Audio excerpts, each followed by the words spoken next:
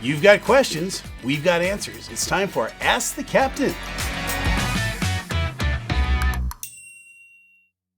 Lexi reports, what effect does it really have if I don't put my device in airplane mode? Oh my word, Lexi. Yeah, this is a huge one. I don't want all the haters to come out on this, but folks, you ought to put your device into airplane mode.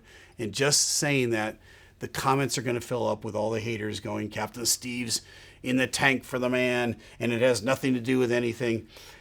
Back many years ago, this is when smartphones really started coming out and Bluetooth and all that. The FAA did some tests on airplanes, and they found in some situations that the devices in the back of the airplane that are transmitting the little micro transmissions could cause some interruptions to the navigation equipment on the airplane. You want the navigation equipment on the airplane to operate. Now, above 10,000 feet, you know what? It's a big sky and it's a little airplane. No big deal. Below 10,000 feet, though, when I need to get lined up on that runway, I want all my nav working for me 100%. You're in a long metal tube with maybe 200 other people, and let's say each one of them has just one device, some of them have 2 or 3, you might have 300 or 400 of those devices all transmitting at the same time. Put them in airplane mode. You can live without your device for the 10 or 15 minutes it's going to take me to get on the ground, and you can turn it back on. So that's an excellent question. All right, Tearful Link writes this. Where did you go to college? I'm planning to be a pilot in the future, and I want to know your recommendation. Well, there are some aviation colleges out there. Embry-Riddle is one of them, very famous. They turn out a lot of pilots. I went to Westchester University in Pennsylvania. I was on a tight budget. I lived at home for my last year of school. I got a 4-year degree in economics. I went on to get a couple of master's degrees. I even have an earned doctorate. None of that stuff is important to this. But if you want to get serious about a future in aviation and be a pilot, just start to Google, how do I become a pilot? You're going to find out that most of the major airlines have flight academies that you can go to. You might not even need a 4-year degree. So check it out. There's the information is changing all the time. All right. Cole Uploads writes this. Are you more nervous taking off or landing typically? Cole, it's Captain Steeve. I'm not nervous. But if I knew a pilot that would be more nervous at one phase of flight than the other, it's probably taking off. The airplane is as heavy as it's going to be, your power is all the way up, and you're as slow as you're going to be. Once you lift off the ground, you're going to accelerate, you're going to begin to burn fuel, you're going to get lighter, you can pull your power back. I've known a nervous pilot, but it's certainly not a good old Captain Steeve. You're not going to catch me on that one. All right. So the next question is from Jetta LK Daily. How long did it take you to get licensed, and how much did it cost? How long did it take before you landed a commercial jet airliner job? Well, I went through the military and the Navy.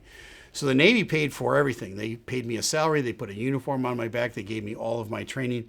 I was in on active duty for 8 years before I could put an application in at an airline. I accumulated about 3,500 hours of total flight time. It didn't cost me anything at all. In fact, I got paid for that. So the military is one route. They'll pay you. That's a great way to go. Now, if you're going to go to a flight school, it may cost you $80,000 to $100,000 to get all of your initial licensing out of the way. And then you've got to accumulate 1,500 hours on top of that. So you'll come out of one of those flight academies with 230, 240 hours roughly.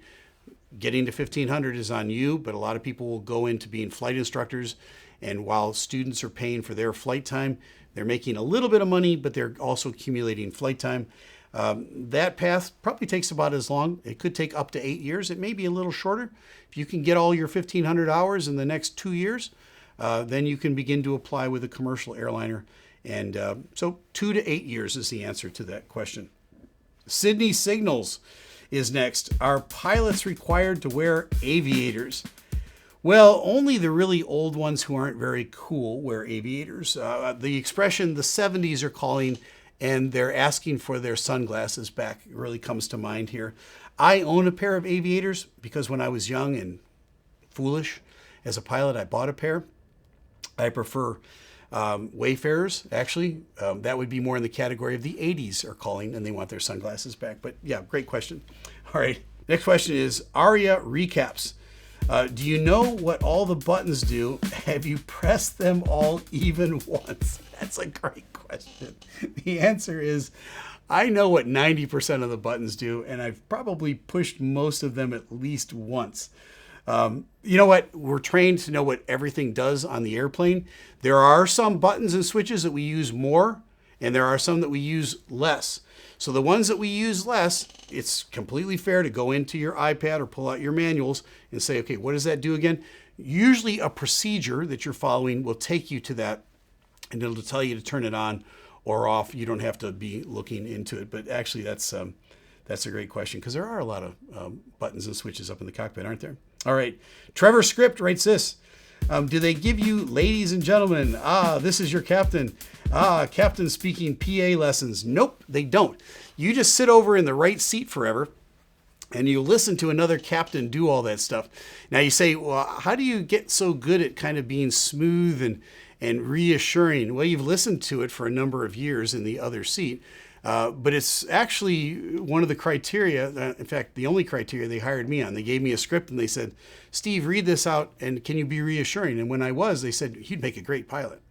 Do you believe that? No, that's not the way it works. Okay. Good question, though.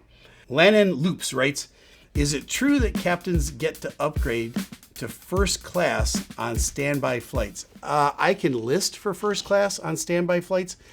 If I am deadheading, which is different than a standby flight, when I'm commuting to work and I'm not deadheading on a sequence that my airline has put aside for me, I can list, and if there's an open seat, I can get first class. Usually I end up back in coach. If I'm deadheading on a sequence that my company has built for me, I've contractually, it's in my contract that I actually get a business class seat or better. Now think about it. Sometimes I'm flying 8 hours or so to get someplace to basically kind of turn around and come back. You want to be well rested, so that's why we've got the first class seats for that. But that's actually an excellent question.